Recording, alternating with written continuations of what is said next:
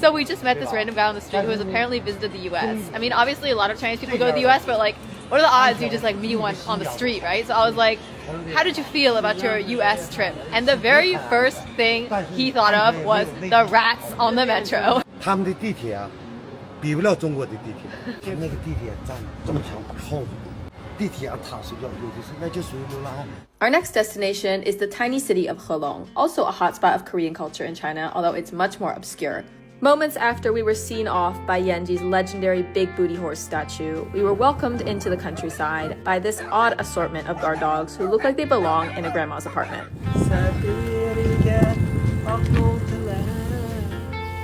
Meh.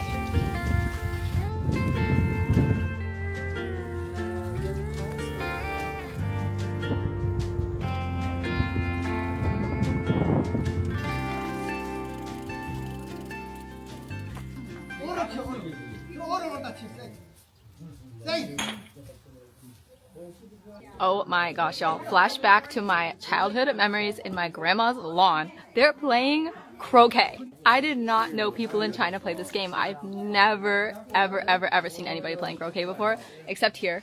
出门多长时间？出门已经1个多月了。1个多月了。这是花木吧？拍了饭。 So croquet seems to be one of those games that's taken on like a million different forms depending on where it is in the world, and I'm not gonna lie, I have no idea how this works, but it's still bringing back the childhood nostalgia.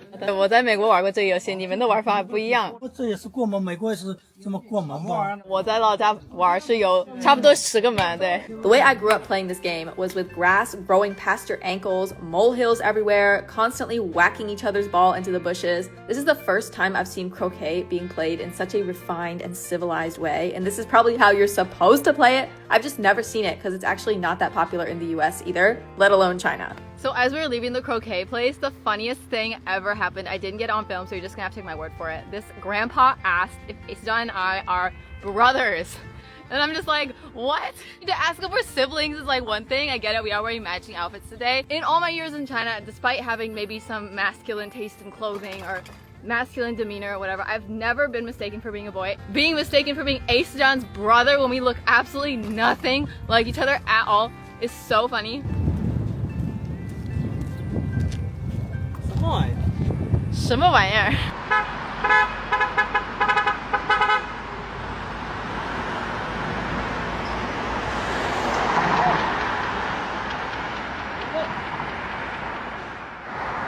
不行，我给你收稍微一点，对不对？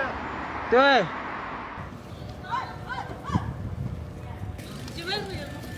不是，我是新疆的。你是新疆人？我没见过。你呢？我是日本人。Hello。Hello.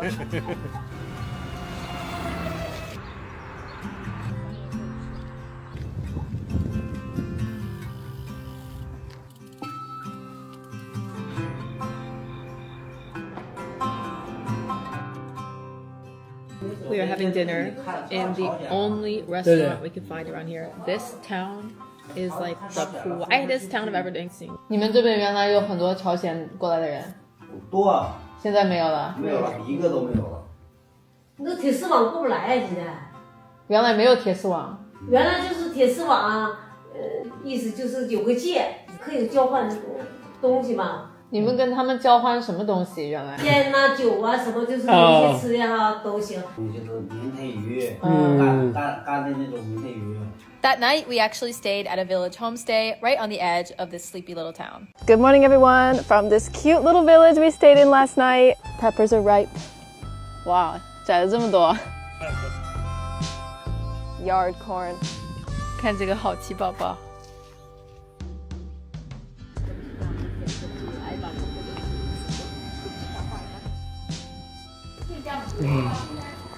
太大了。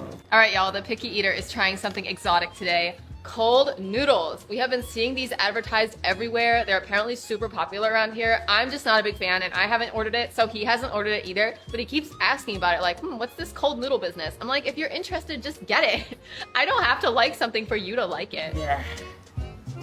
A little spicy and a little sugar, sweet. I mean, So I don't like sweet, spicy altogether. But still, I'm glad he's trying new things. We are on our way to Helong, the neighboring city.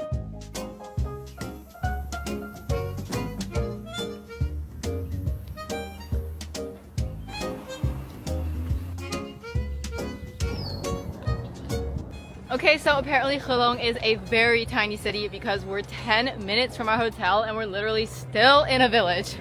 Where is this place?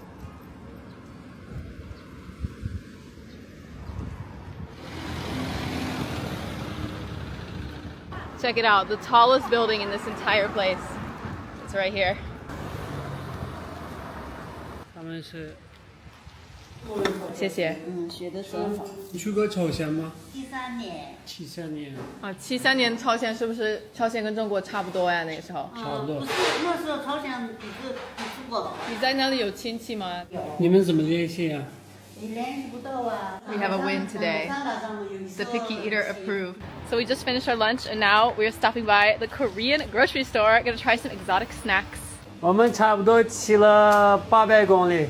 哎呀，你是男的，他是厉害，有的厉害，好看呐、收给你，哎呀，厉害呀。 Check this out, y'all. Another great find in a Korean grocery store. I always thought only Americans do weird stuff like this. You know, American flag bikinis, American flag underwear, American flag this, American flag that. But apparently Korean people do this too. Isijeon actually wanted to buy these for biking shorts, but unfortunately they were not in his size and this was the very last pair left. They were sold out. 那你美国的嫁给他了？对对。哦，缘分嘛。缘分呢？缘分是缘分，他可惜呀、什么会？那个美国那么好，还嫁给你？新疆也美女挺多的。啊，美女挺多，也是美国是世界上最好的地方。我说你厉害呀！他们总说你厉害，不说我厉害。她也厉害了。来追我的女孩特别多，然后被她到手了。啊，你长得帅，看美国人，哎。然后他是新疆人，新疆人娶了美国媳妇儿，多厉害呀！听着呢，新疆的，啊，对对对。新疆的好地方，对，好地新方。疆羊肉片是大大的好的。 And that is what it's like to be an American and a Uyghur traveling through the middle of nowhere in China. Locals always have something to say, and there are never-ending topics of conversation. In the next vlog, we'll continue our journey through the North Korean border region. We'll experience small-town nightlife, explore one of China's most famous mountains, and even meet a fellow traveler on his very own ridiculously long bike journey. Make sure to subscribe so you can join us on the rest of our journey across North China, and I will see you next time.